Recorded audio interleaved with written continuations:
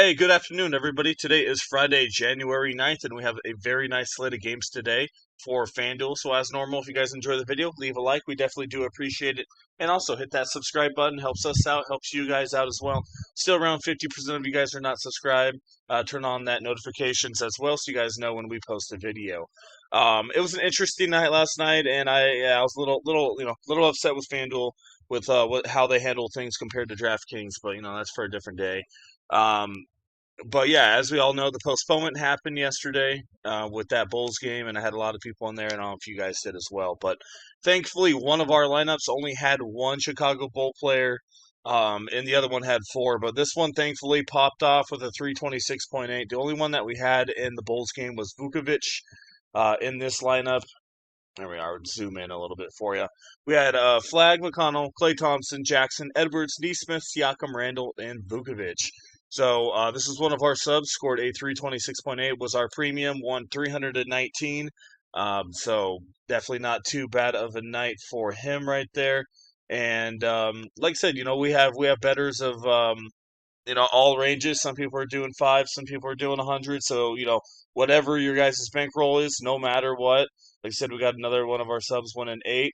So as you can see here, it was a pretty good lineup overall. Quentin Jackson only had 16.5, just didn't do it too much there at the end, but was projected around the 350 with Vukovic. Really good. Cooper Flag popped off. Edwards not too bad either. So if you guys want to come join us, we'd love for you guys to join us. All you need to do is hit us up on our Twitter. That will be in the comment section below. Click that link right there. We'll take you right to our Twitter. Give us a follow while you guys are there. Message us. We'll get you guys all set up. If you do not have Twitter or for some reason it seems like you can't get a hold of us, we do have our email as well. That will be in the comment section below. Just message us. We'll get you guys all set up.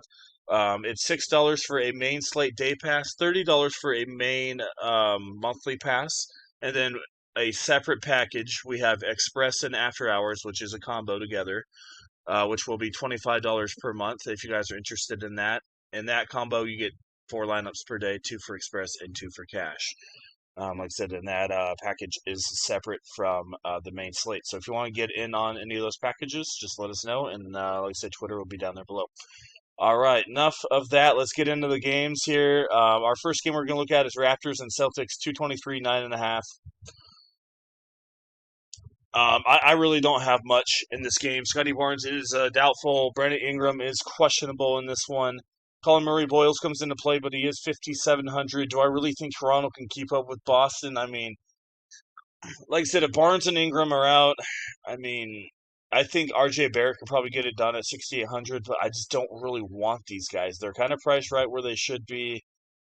Um, I mean, quickly maybe at 65, but like I said, these are all GPP plays because they're in an absolute tough matchup here. Jamal Shedd might be able to get you a couple off the bench, but it depends on what's going on with Ingram.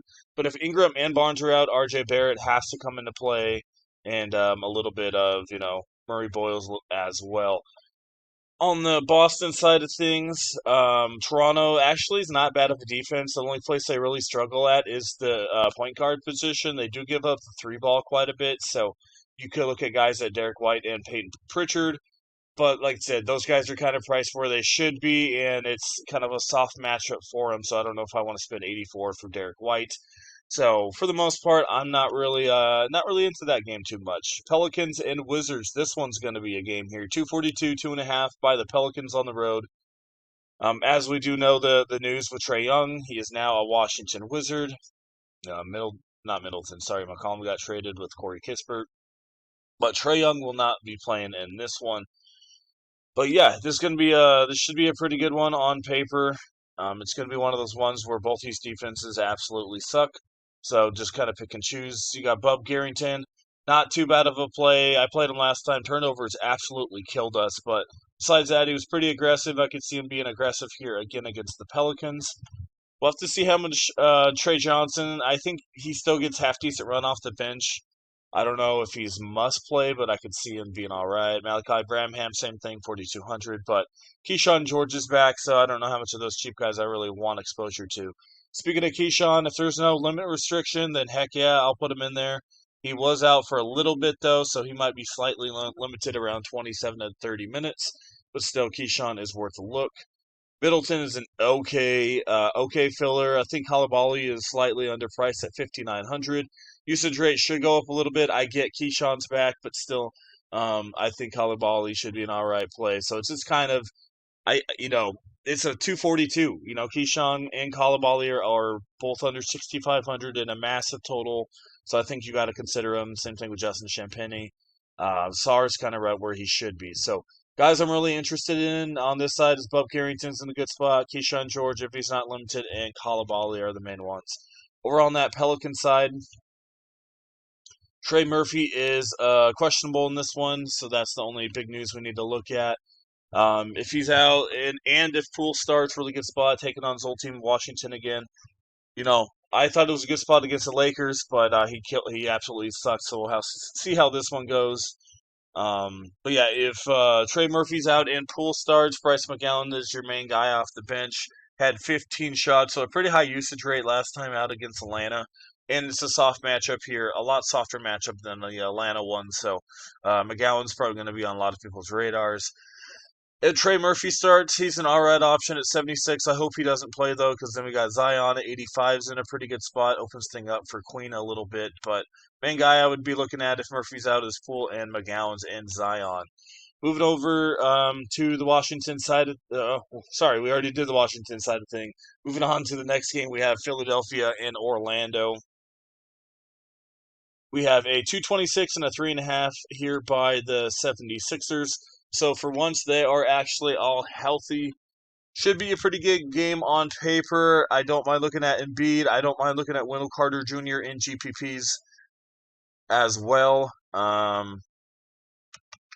me see. Philadelphia struggles pretty good against shooting guards, and I know Bane's been absolutely horrendous, but this should be the game that he pops off here.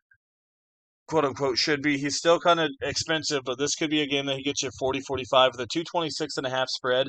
I don't expect a ton of ownership for Bane, so because a lot of people are going to go to the OKC game, so I really don't mind Bane in some GPPs. And like I said, overall, just that's really all I got in that one. Nothing too crazy sticks out. Clippers and the Brooklyn Nets in this one. We have a 214.5 and a 4.5 by the Clippers. So I think this game actually plays a little bit faster. I know Kawhi Leonard is questionable. I do not expect Kawhi Leonard to play today. It is a front end of a back-to-back, so they play tomorrow. So I definitely see Kawhi not playing today here in this one. So James Harden comes into play 88,800. Brooklyn's pretty good against point guards, but if Kawhi's out, it doesn't matter. That usage rate is just unmatched.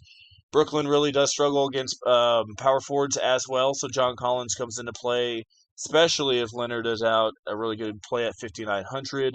Don't mind looking at Zubac as well. Flipping over to the Brooklyn side of things, Claxton could be in a half-decent spot, but like I said, I'm a little questioned.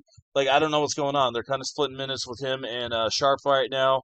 I know he's out for a couple games. Is Claxton going to go back up to 30, 35 minutes and Sharp goes back down to 17? That could be the case. If that is the case, Claxton's in a really good spot. As I've been saying all year long, I've been targeting Zubac, so I don't mind looking at Claxton and GPPs. Igor Demon, not too bad of an option here. Clippers are still struggling against the three ball. So you could look at Cam Thomas and GPPs, but he's not really playing a ton of minutes just as of yet. OKC and Memphis, this is going to be just a gross one here. We have a 229.5, 5.5 spread by Oklahoma City Thunder. Literally everybody is out for these guys, so Ajay Mitchell's going to be one of the main guys to be looking at. If Vince Williams cannot give it a go, Javion Small's at a really good spot at 3,900.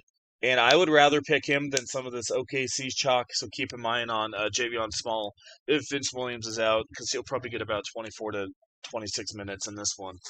And especially if Cedric Coward is out. If Coward misses this one, definitely a big one for Small. Jalen Wells is alright at 4,900. Dort can be alright at 41. He's going to play 40 to 42 minutes in this one. Keep an eye on maybe some Isaiah Joe action going on off the bench.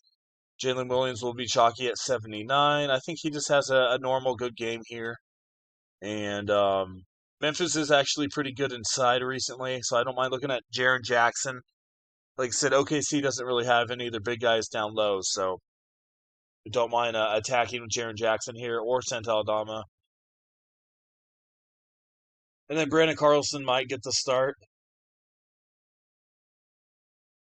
Ooh, sorry about that, guys. About to sneeze. So yeah, he might get the start, but I'm not too interested in him. But Jackson, I think, could have a really good game here against OKC. All right, moving on pretty quickly here. We got New York and Phoenix. Another good game out here, out west, 228, 1.5. Knicks do struggle quite a bit against the shooting guard, so I think Booker could be in a pretty good spot for you guys here in this one. Um, and they also do struggle a little bit against the power forward, so Royce O'Neal could be an all right spot if he starts at 5,400. And that's kind of all we got going on. And then Brunson and Towns are going to be the main ones to be looking at over there for New York. But yeah, Booker definitely going to be on my radar tonight. Atlanta and Denver is going to be our last one that we're going to go look at here just real quick. We have a 233 and a 1.5 here in this one. So yeah, as we know, Trae Young is gone. I don't expect McCollum to play in this one. Jamal Murray is going to be really, really popular. As we know, there's going to be still no Jokic in this one. Zeke Naj is still not in a bad spot at 4,600. Okonwu looks like he's going to be back, so I really don't mind going to Okonwu in this one at all. Jalen Johnson, 10-7, probably one of the top spend-ups of the night. Aaron Gordon, really good spot at 6,100. Only thing that concerns me with Gordon is his slight minute restriction, but his usage rate should be half decent in this one. Bruce Brown at 46 as well. Atlanta does struggle against shooting guards and small forwards, so don't mind Bruce Brown or Peyton Watson. I know I'm naming a lot of these guys, but they're in pretty good spots here tonight. And don't mind Daniels or Nickeil Alexander-Walker, but I would rather just go up to Jamal Murray if that's the way that you guys are going to go in this one. So overall, it's a pretty good slate of games. I'm really looking forward to it. And like I said, if you guys want to come join us, we have been winning probably, I'd say, about 4 to 5 times a week. So we're, about 65, 70% clip. I don't know my math right there, but or 80%, whatever it is.